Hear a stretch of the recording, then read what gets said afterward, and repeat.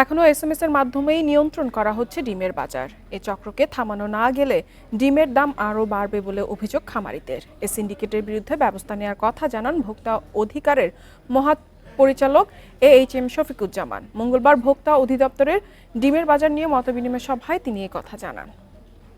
এখন জন্ম সনদ দিয়ে খোলো বিকাশ স্টুডেন্ট অ্যাকাউন্ট। নিজের বিকাশ নিজে কর। যৌক্তিক কারণ ছাড়াই 1 মাস ধরে অস্থিতিশীল ডিমের বাজার। দাম বেড়ে ডিমের ডজন ওঠে 180 টাকা পর্যন্ত।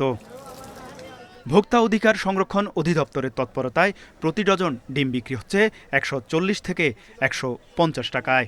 50 টাকা 60 টাকা ডজন আগে ছিল ঈদের আগে, এখন আছে 140 টাকা লালটা, সাদাটা 130 টাকা।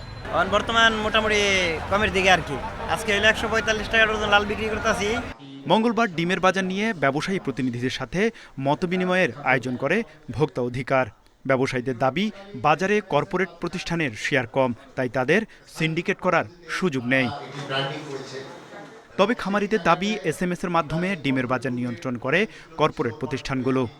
কোম্পানি কিন্তু এখন একটা চক্রকে থামানো যাচ্ছে না, এই চক্রকে থামাতে হবে স্যার, যাতে এসএমএস না আসে। 9, 10, 11 টাকার উপরে হওয়ার কথা না, কিন্তু কেন 14-15 টাকা হলো? আমরা অনেক কিছু আজকে কেন এসএমএস এর মাধ্যমে এই ব্যবসা হবে?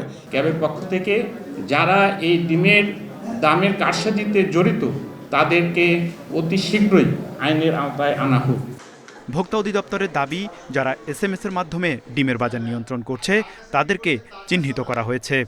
তারা এখানে বসে যা করছে এটি তো একদম পুরোপুরি বলবো যে একটা ক্রিমিনাল অফেন্স, এবং আমি একটা যে মেসেজ দিতে চাচ্ছি, এই জিনিসটা আমি ভেঙে দেবো। প্রয়োজনে যারা এটা করছে তাদের সমস্ত প্রতিষ্ঠান আমরা বন্ধ করে দেব। মুখের কথায় যে ব্যবসা চলছে এভাবে হবে না, এসএমএস এর ব্যবসা চলবে না। পাইকারি ও খুচরায় মূল্য তালিকা টানানো বাধ্যতামূলক হলেও মানে না কেউ। এটি মানা ছাড়াও ব্যবসায়ীরা পাকা ভাউচার না রাখলে ব্যবস্থা নেওয়ার হুঁশিয়ারি ভোক্তা অধিদপ্তরের।